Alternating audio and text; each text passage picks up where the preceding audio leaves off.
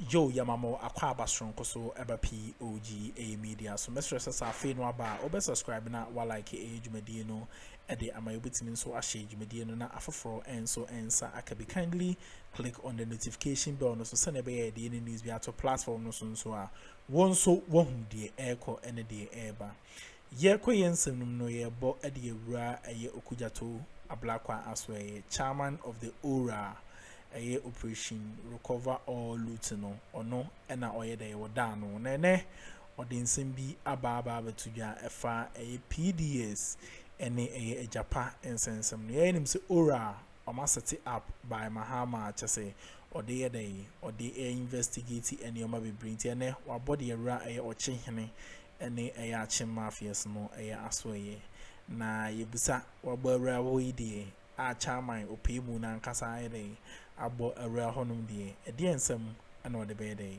ode beba yenko na yenkonkuti bedamase. We don't see a justification for this, particularly as the Attorney General did not put in any. So we'll have to defense. check whether those payments have been made contrary to the position that in Parliament. Ben, exactly. We're going to finish. Then you have the $12 million AGYAPA. We thought that we had stopped AGYAPA. You know that really scandalous transaction, which was really going to just collateralize our royalties, and the lack of transparency using tax havens and all of that. We didn't know the signatories to the accounts. We thought we had stopped it with civil society support, only for it to emerge that apparently $12 million has been spent on so-called preparatory works. We have to pursue that $12 million and know where it is. Then remember the PDS scandal, where over $190 million was lost. Then there's also over 1 billion revenues that PDS collected, which they have not declared. Except this is just a tip of the iceberg. Yes, really. and that there's more. Then there's the $24 million Pullman Hotel tax waiver, granted to President Akuffo's brother-in-law, Dr. Kwame Nyantechi Owusu, and nothing has happened at the site. The Pullman Hotel has not come up. Then you have the $2 million failed SkyTrain project. Don't forget about that. The Auditor General has confirmed, that GIF, the Ghana Infrastructure Investment Fund, invested our money, our taxes, $2 million, and we can't find the people. So $2 million gone, and people will say that we shouldn't go after these guys who claim that they have an entity registered in Mauritius. We need our $2 million that can at least be put in the Women's Development Bank, to take care of our women entrepreneurs. Then you have the Access Citizens Ghana Limited, the $38.2 million visa processing scandal. They didn't follow the procurement laws and all of that at the Ministry of Foreign Affairs. Then you have the infamous Cecilia Dapa, affair, over $1 million, 300,000 euros, and all of that found under her bed. Then you have DRIP. DRIP, the analysis we have done, and I'm glad that the Deputy Local Government Minister is here. DRIP, we did an RTI request. It was single-sourced, contrary to what Bawumia had promised the Ghanaian people. And to think that Bawumia, who was a champion of competitive tendering, that they would not single-source. That era is coming to an end. And he was a champion of this DRIP initiative. $178.7 million when we did an RTI and demanded the contract.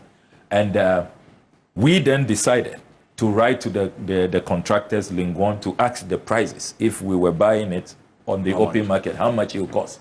We discovered that this DRIP intervention has been inflated by over $102 million.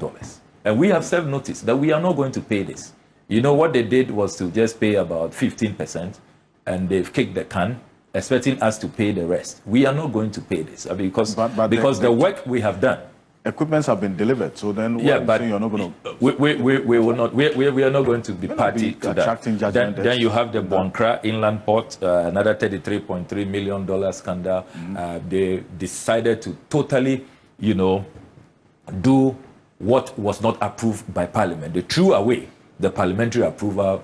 Awarded the contract to their cronies, and that has become a matter of judgment there. Then remember the Moshosho rice scandal, wickedly rebargained,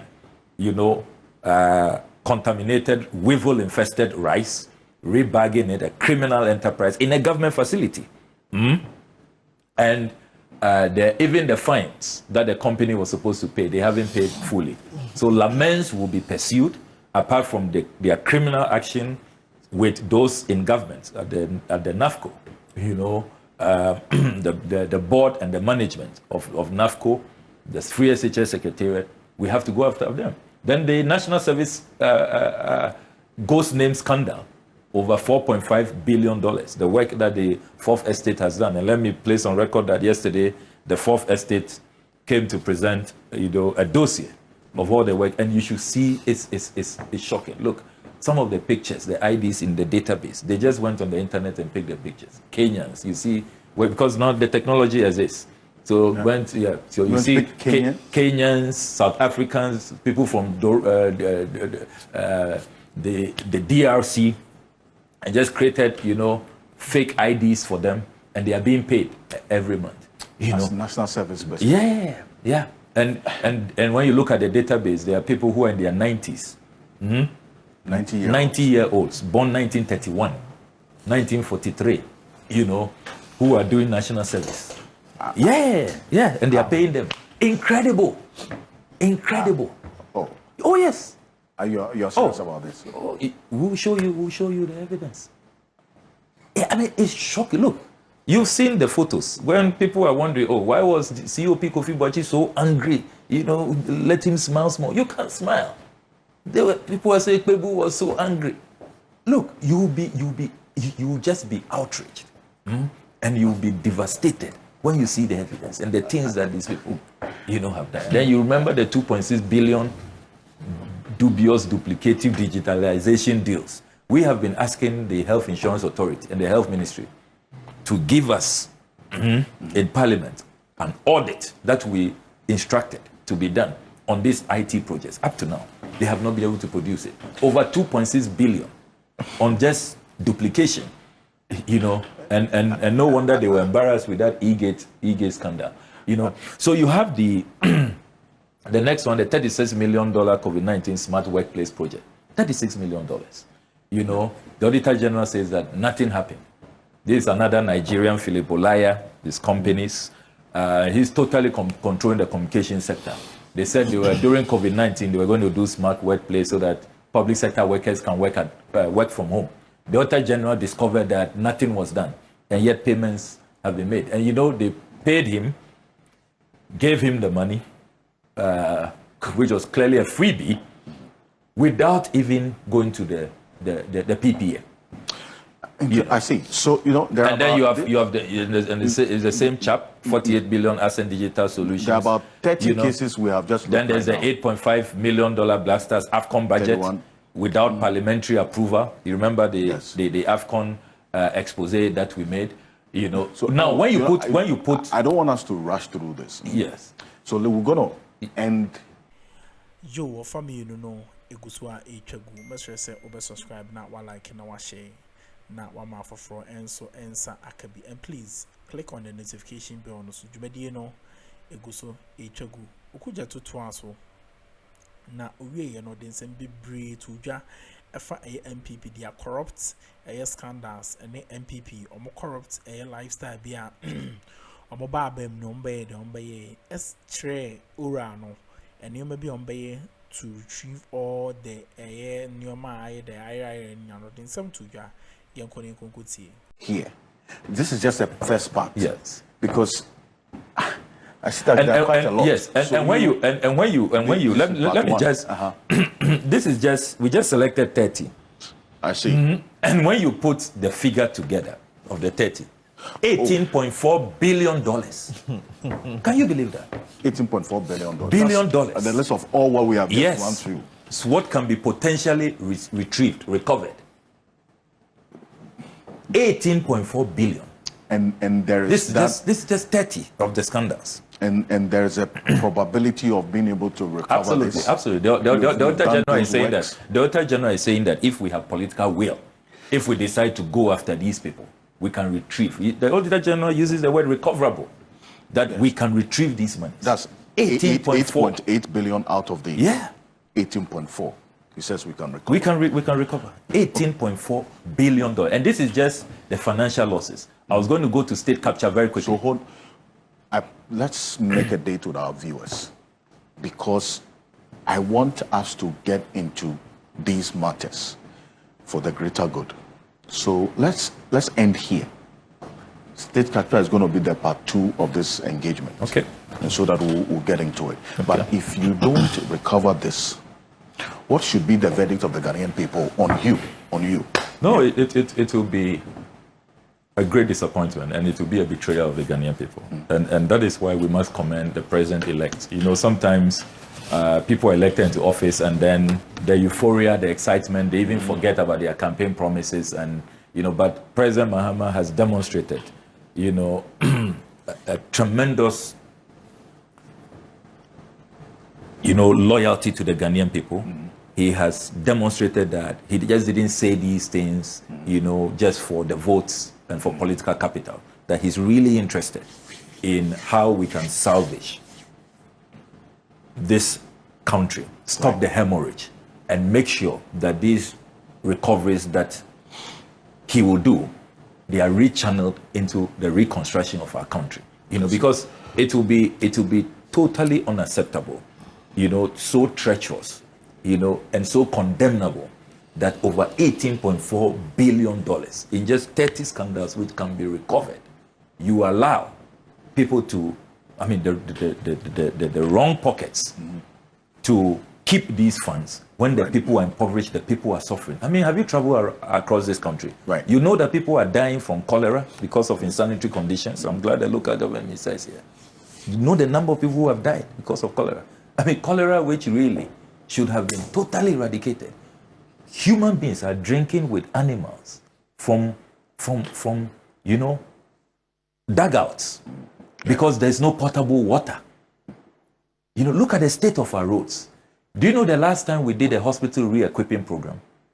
More than 12 years ago. That's why we've not done a hospital re-equipping. You heard the Otumfo, the respected king, talk about the state of Komfanoche and calling on people to come and help. You've heard our hospital administrators say that we don't have MRIs, we don't have, you know, X-ray machines, and to think that how much did we go for from the IMF? That we are going through all of these conditionalities, just $3 billion. This is more than 6 times that. You see, so we cannot accept a situation where after all of these scandals, that is why oral, talk to the average Ghanaian, oral is so popular. Because of these scandals. The Ghanaian people have seen it, they've lived it. And they want corruption to be costly. They want people who engage in this. And you see, let me conclude on this note. If the president-elect does not show good faith and does not, with this high expectation because of the high mandate he has received, pursue oral, you know what that means? It means that he and his appointees are preparing the grounds to do the same thing. That's what it will mean.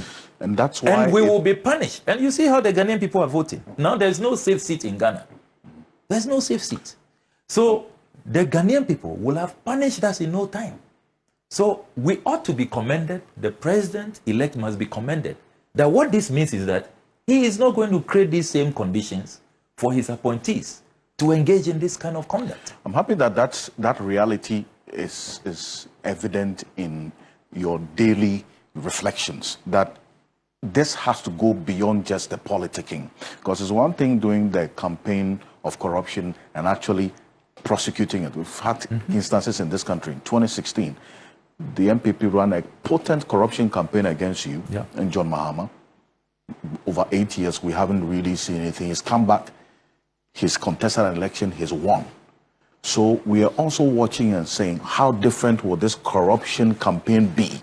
Was it just for the politicking, so that you'd let a candidate look so black and bad, then you look squeaky clean and get into power and not prosecute? So the Ghanaian people, I'm happy you know that we are wide awake and watching. And that's why this exercise was very important this morning. So we understand beyond just the campaigns and the politicking you're doing with this corruption, is there evidence to really pursue oral with? We'll track you with this. Absolutely, we have the evidence, and we've intercepted a lot of documents. Unfortunately, a lot of insiders are collaborating with us, And I say that look, they are patriots. MPP insiders. Yes, they are patriots. Okay. They are Ghanaians who are nationalistic, who have to be commended. Okay. So as for the evidence, don't worry at all. And I didn't some no ABC at the amount of subscribe, like a jubadi and share the mouth for and so and sanka be. Mema ubia fisher pa. A face say, the uniting come, na inya yabwa ama yamano, a tumpon. Mestre, se festive season ni ubia beshen husi na bibia de akoso e wano makram.